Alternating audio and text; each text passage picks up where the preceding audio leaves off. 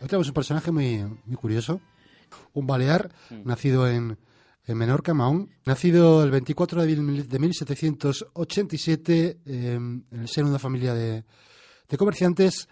Fue un niño desde muy pequeño, muy inquieto, con muchas inquietudes intelectuales. Aprendió varias lenguas, incluso matemáticas de forma prácticamente autodidacta, dando clase ya con 14 años, simplemente ya estaba dando clase simplemente con los conocimientos que había obtenido en diversos libros a los que podía tener acceso. Y que tener en cuenta que Menorca era una isla, ya entonces, ahora es una isla pequeña, pero entonces con muchas menos posibilidades. La familia quería que fuera marino, pero él insistió en su interés por la medicina. De manera que contactó con un profesor de origen alemán que se llamaba Karl Ernst Cook, que tiene una escuela en Mahón, y gracias a él, Mathieu Orfila recibió una educación elemental en matemáticas, ciencias naturales y física. Ya en 1804 viaja a Valencia con el fin de estudiar en la Facultad de Medicina, pero enseguida queda decepcionado porque se encuentra con una oferta educativa muy pobre. Continúa con su formación autodidacta, estudiando química y física de libros de autores franceses.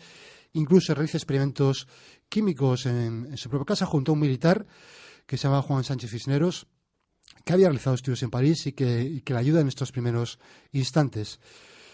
En 1805 ya está muy desencantado con esta enseñanza que, como decíamos, se impartía en la Facultad de Medicina, y escribe diversas cartas a su padre diciéndole su descontento con la situación.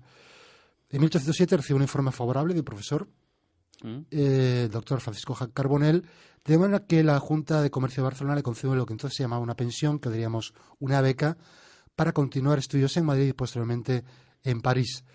Esta pensión o beca fue concedida con el fin de que, una vez completados los estudios, volviera para ocupar una cátedra de química en la Universidad de Barcelona. Efectivamente, Mathieu Orfila marcha a París. Ya en París comienza a impartir el mismo diversos cursos de química y ciencias naturales, y se granjea enseguida elogios de toda la sociedad parisina, y obtiene un cierto estatus, una cierta solvencia económica que le permite eludir peticiones de Fernando VII, que le reclamaba de vuelta a España. Oye, un inciso, sobre Sí. todo en esta época hablamos de ayudas, de pensiones, y había mucho tipo de ayuda para Claro, adquirir más conocimientos. Claro, se trata de ayudas que no estaban, digamos, establecidas de forma legal, eran un poco aleatorias, un poco dependían de especiales. Claro, especiales, dependían de la voluntad, o de distribuciones como las cámaras de comercio, ese tipo de cosas, a personas muy concretas, como en el caso de Mathieu Orfila, que ya desde muy joven estaba destacando, ¿no? Destacando por sus inquietudes, porque estaba más avanzado de lo que entonces incluso se podía desarrollar en España, la ciencia que se podía desarrollar en España, y no deja de ser un precursor de todos los científicos que a lo largo de la historia han tenido que dejar España para o bien desarrollar su carrera científica, aumentar sus conocimientos y conseguir alcanzar las cotas que ellos ansían, ¿no? Sobre todo, claro, esta gente era brillante porque mira qué legado han dejado a lo largo de la historia. Toda la gente que estamos analizando, que también hablamos y destacamos que recibían ayudas y demás, por eso, porque eran personas que destacaban. Y también es llamativo siempre que hablamos, ¿no?, de algún personaje que ha nacido en la costa o en una isla, ¿no?, lo que igual siempre o ha acabado siendo marino o la familia quería que fuese marino, ¿no?, porque era la costumbre, ¿no? Claro, y más aún en las islas, ¿no? Las islas, y siendo una familia de comerciantes, casi su destino estaba casi marcado a ser marino mercante, precisamente para favorecer las industrias, los comercios de su familia, y por el hecho del carácter insular del lugar donde nació. Pero como decíamos, Mathieu Orfila tenía muy claro cuáles eran sus intereses, cuál era su destino, y su destino era destacar en la ciencia, en la química, en la biología. De manera que en Francia comienza a realizar algo que se empezaba a hacer, ya había los primeros experimentos, digamos, la primera ciencia experimental, y lo lleva a cabo de una manera que hoy en día sería considerada como cruel o poco ética, que es a través de experimentos con perros, con más de 5.000 perros, a los que somete a diversos tipos de venenos, porque se empieza a interesarse por la toxicología, por los venenos. Estos 5.000 perros... Ahora impensable, Ahora es impensable. Ahora se hace con ratas de laboratorio y hay críticas. Claro. Imagínate con perros. Con que perros hoy en día impensable. impensable. Pues claro, en aquella época pues era absolutamente razonable hacer eso con perros. Y gracias a estas investigaciones, en 1814 publica un primer libro, Traité de Poisons, cuya traducción sería el Tratado sobre Venenos, que absolutamente deslumbró a toda la sociedad científica de la época. Fue traducido a varios idiomas, introduce grandes novedades. Por ejemplo, que el hecho de que los tóxicos, o el factor de que los tóxicos podían ser absorbidos por el cuerpo de la víctima y puedan ser descubiertos su uso en la autopsia de un cadáver. También aportó Orfila en este libro que la difusión de los tóxicos se realizaba en el cuerpo a través del sistema circulatorio y no mediante el sistema nervioso, como se creía en la época. Vamos con más innovaciones que en este tratado introdujo Orfila. Por ejemplo, el término antitóxico. Antitóxico, es decir, un elemento que pueda neutralizar un tóxico o provocar que sea expulsado del organismo antes de que este tóxico afecte. De manera que este libro constituyó un auténtico bombazo en la época. Pero también en 1818 publica elementos de la química médica, que igualmente cosechó enormes halagos de la sociedad científica y médica y también es traducido a numerosos idiomas. Ya en 1819, Mateo Orfila es considerado una eminencia en su campo y le proponen entrar en la Facultad de Medicina de París como profesor de la asignatura de Medicina Legal. Manejaba el idioma ya... Claro, perfectamente. Perfectamente. Ya era políglota, Sí. de muy joven se interesó por los idiomas. Hay que tener en cuenta que Menorca era un lugar de paso de muchísimos comerciantes de diversas nacionalidades y él sí ya se interesó por el manejo de los idiomas. De manera que cuando en 1819 le ofrecen este puesto en la Facultad de Medicina de París, le acepta, pero adquiere la nacionalidad francesa porque era un requisito imprescindible para poder acceder a este puesto. Ahí empieza esa carrera suya, ¿no? Ahí como Eso es, profesor.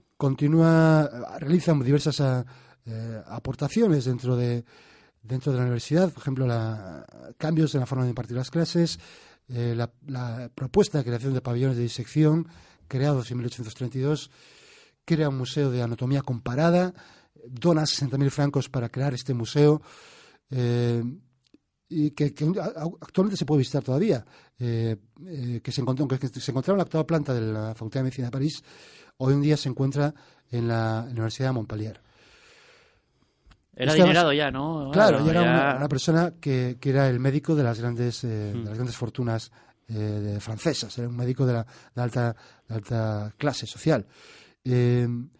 Estuvo más comprometido durante toda su vida con la educación hasta que fallece por una pulmonía en 1853 y deja dispuesto, esto es curioso en su testamento, que se realizara la autopsia de su cuerpo ante los alumnos que tuvo en vida, con el fin de que aprendieran una última lección de él.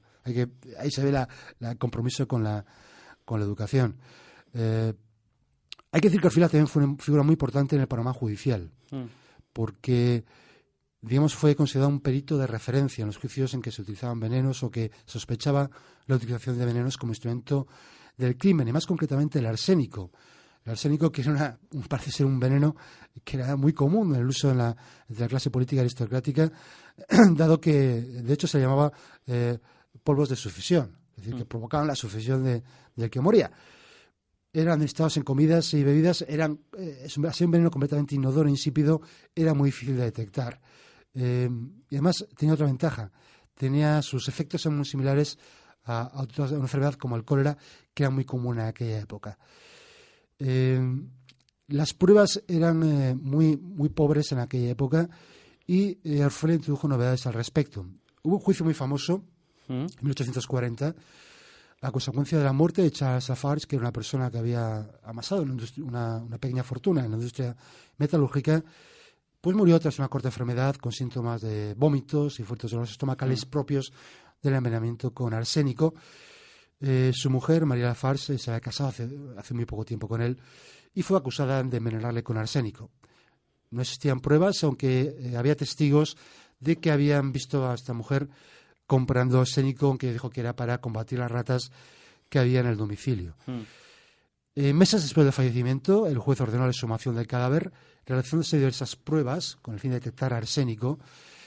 Para ello se solicitó la ayuda de Mateo Orfila. Determinó que la mejor forma era para comprobar si había sido asesinado, envenenado, era utilizar un método diseñado por un químico inglés, James Marsh, y a través de este método determinó que efectivamente el cuerpo contenía arsénico y que no había sido producto de una transmisión procedente del terreno en que había sido enterrado. De manera que este dictamen de Orfila tuvo un gran peso en la sentencia. La mujer de Lafarge fue condenada a pena de muerte, que posteriormente fue conmutada por cadena perpetua, aunque hubo diversos detractores de esa sentencia que decía que se podía haber cometido ciertos fallos en ese llamado test. En el análisis. Claro.